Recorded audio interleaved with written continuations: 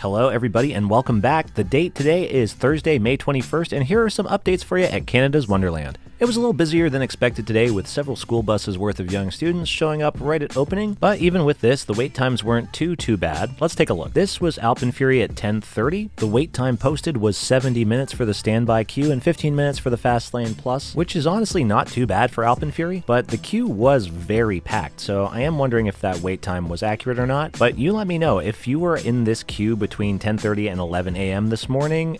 Let me know in the comments how long you waited. I hopped in the single rider line. There was basically nobody in it, and it still took me about half an hour from when I got into the line to when I got off the ride. So seeing this kind of crowd and the wait time posted being only 70 minutes, the math doesn't quite math. But if it did somehow take only 70 minutes, let me know in the comments. So over at Medieval Fair Leviathan, we were looking at a posted wait time of 35 minutes. Very reasonable, all things considered. However, in a similar fashion to Alpenfury, there were a substantial amount of people in the line. So again, if you were on Leviathan today around 11:30 a.m., let me know in the comments how long you waited. All the way over at the other end of the park, Behemoth had some very reasonable wait times. Only 10 minutes in the standby queue and 5 minutes in the express queue. Yukon Striker also had very reasonable wait times. 25 minutes for standby, 5 minutes for express. Only 5 minutes less than the wait time posted for Vortex, which is a ride that has been surprisingly popular this season. But while the coasters were kind of busy, the flat rides were basically walk-ons. Many of them were operating with empty seats, such as Tundra Twister and Soaring Timbers, both of which now have these signs about glasses straps, which I don't think they had before. And speaking of Tundra Twister, outside of the ride by the test seat, I saw a snake today. But fear not, this is an eastern garter snake and they are totally harmless. I think he was just trying to figure out how to get into the queue for Tundra Twister, and I can't say I blame him. It's a pretty fun ride. And since we're talking about animals, the geese are back, and I feel it's necessary for me to make my PSA. Please don't bother the animals. Yes, they will walk right up to you, but this doesn't mean you should be bothering them. Just look at them, appreciate their beauty, and move on. And also keep in mind that with geese comes geese turds, so keep an eye where you're walking or you might just step on one.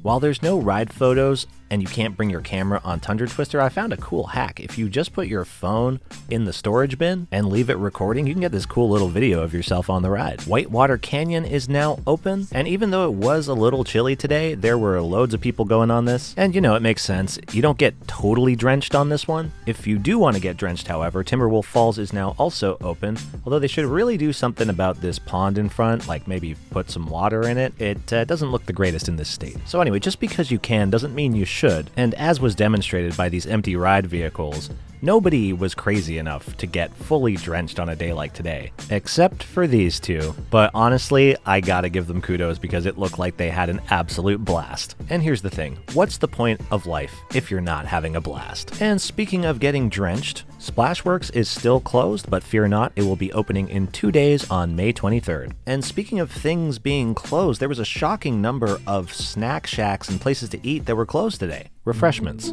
closed. Pizzeria, closed. Arthur's Sundaes and Cones, closed, despite the fact that there are new tables outside. Thirsty Dragon, closed. Mountain Refresh, closed. Timbers Grill, closed. Roadside Chicken Cafe, closed. Rapid Creek Bar, closed. Fool's Gold Bar, closed. The Mess Hall, you guessed it, closed. Gold Rush Junction, closed. Dippin' Dots Ice Cream Shack, closed. The other Dippin' Dots Ice Cream Shack, closed. Beaver Tails, closed. Pizza, closed. Chicken Shack, well, this one looks like seriously closed, like it's not gonna ever open again. The Midway, closed. The Lemonade Place, closed. The World Passport Bar, closed. And of course, the Grand World Eatery, which you may have guessed, is closed. But when one thing closes, I guess that means another thing opens. The Sweet Spot Candy Shop is now open. And let me tell you, it looks absolutely great inside. It's got a very sleek and modern look to it. It actually looks pretty bougie. The endless walls of candy and their vibrant colors actually look amazing. And there are a lot of different candy options here. And not even just like regular gummies and stuff like that. You can get candy apples here and all sorts of chocolatey creations, as well as brownies and cakes that are made of all sorts of wild and wacky flavors. Even the visual merchandising for the displays looks really nice. I'm not even a candy guy, but this new Sweet Spot looks fantastic. And they don't just sell sweets and candy here, they also sell some Peanuts merch, including these Snoopy slippers, which are so cute. When you step on them, the ears go up. Like, come on, how can you not love that?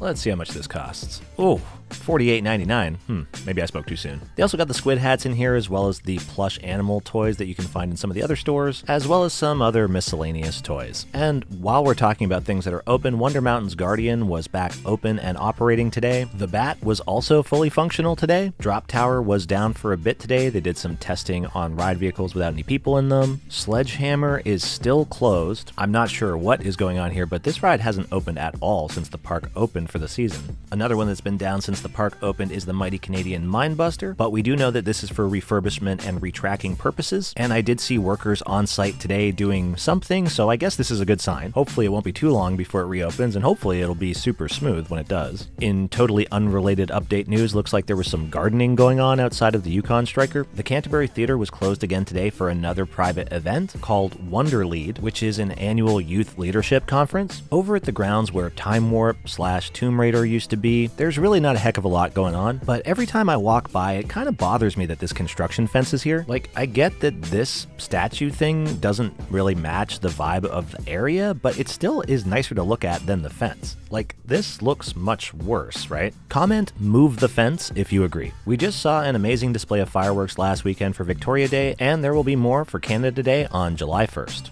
I noticed this thing behind coasters. What is this? Is this part of a ride? Is this part of an existing ride or part of a new ride that they're building? If anyone knows the answers, let me know. Alright, so let's talk about the new ride, the new roller coaster kinda, the DareDeviler. Check it out, it is almost fully painted. Basically all the support beams are now green from top to bottom, and most of the lift hill is painted yellow. There's just a small bit at the top that needs to be done. Now while the green paint does look really nice, there are some inconsistencies with the paint job, and there are some areas where that peeling problem is still persisting, but they're doing their best. They're giving it their all. They're painting this thing all day long. And it's not just the track that's getting a repaint. They're repainting the station. They're repainting those hangar style tunnels. It's a little hard to see, but you see this one here is like a wooden brown color. And then you can see this one here on the left is like the old gray color. And this wooden brown seems to be part of the main color palette here because they are also painting this little building the same color. And what even is this little building? Is this a spot to pick up ride photos? And if that seems too crazy of a concept, maybe it's not, because take a look at this. What are these lights? These lights look like the flash bulbs that are normally next to the ride cameras. I also noticed this shack over by the ride station. This shack was previously the armory for Flight Deck, but now it's been repainted green and brown. Here's some footage of the back side of the building from the parking lot. The wooden shack that they were working on last week near the ride entrance looks like it's pretty much done. Still no replacement for the F-14 fighter jet that left. Word on the street is that a biplane like the one in the ride logo will come to replace it, but where is it? Is it in this thing? There's only one way to find out, and that is to like, subscribe, and hit that bell notification button. We got some awesome videos coming up, some live streams. We're going to be going down to Cedar Point next week. Trust me, you're going to want to stay in the loop.